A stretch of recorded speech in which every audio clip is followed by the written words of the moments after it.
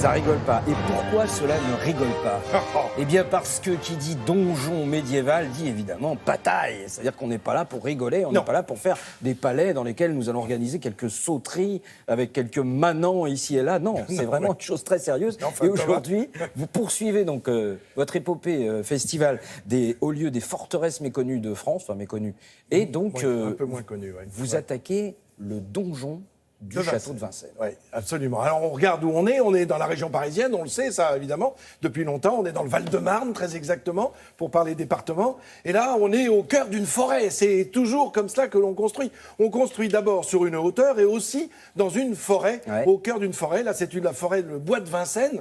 Aujourd'hui, on l'appelle le bois de Vincennes, mais ça a été longtemps une immense forêt dans laquelle les rois, les Capétiens, les premiers Capétiens adoraient venir chasser. On le voit au loin, regardez, derrière ces bâtiments, on voit bien le bois de Vincennes qui correspond aujourd'hui à l'équivalent du bois de Boulogne à l'ouest et le bois de Vincennes se trouvant à l'est dans le 12e arrondissement de la capitale.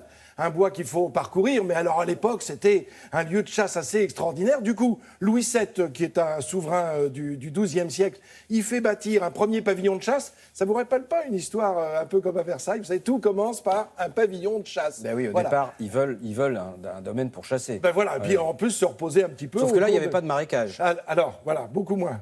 Sec. Absolument. Ouais. Alors donc, on a un Louis VII qui décide de créer un premier pavillon de chasse qui va se transformer en manoir, puis en habitation.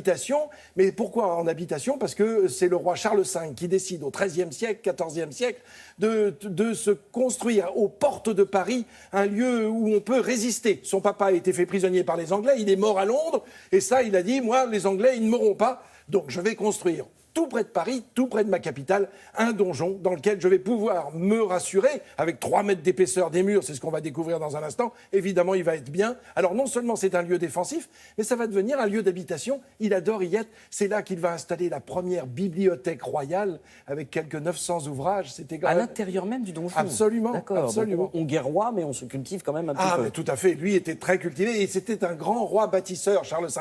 Un jour, il faudra qu'on en reparle parce que c'est assez extraordinaire. Allez, je vous propose de partir en image tout de suite, d'aller voir cet incroyable château qui commence par cette tour. Voilà ce que vous avez à l'entrée lorsque vous pénétrez pour visiter. Ça n'est pas le donjon, c'est la tour qui vous accueille, la tour du village.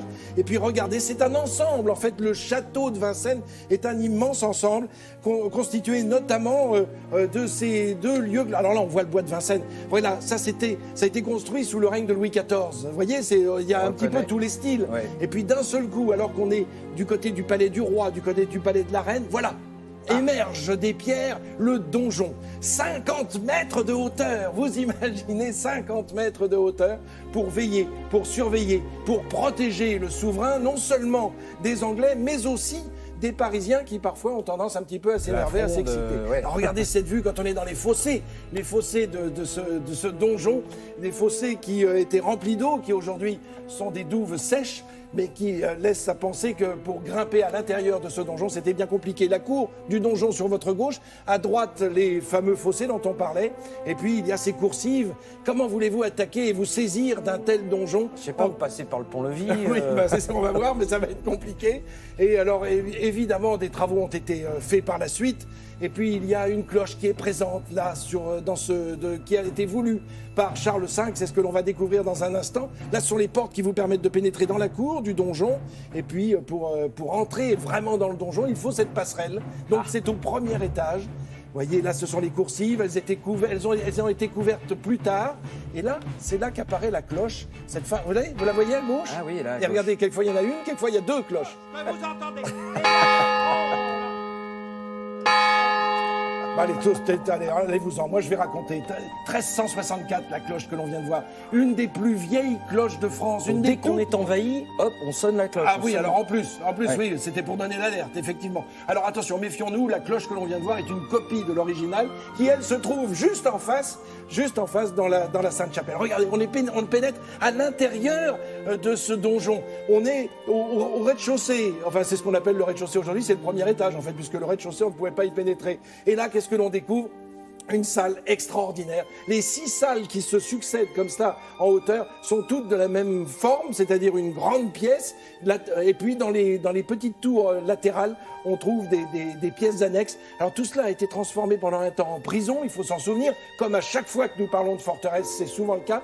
Là, on est à l'étage supérieur, ce qu'on appelait la chambre du roi. Le plafond était peint, c'était des lambris. On allait chercher le bois en Pologne, c'est-à-dire sur les rives de la Baltique. Un chêne qui avait travaillé avec le temps, qui avait travaillé avec l'humidité, qui était solide et qui permettait d'avoir à la fois quelque chose de protecteur à la fois phonique et thermique.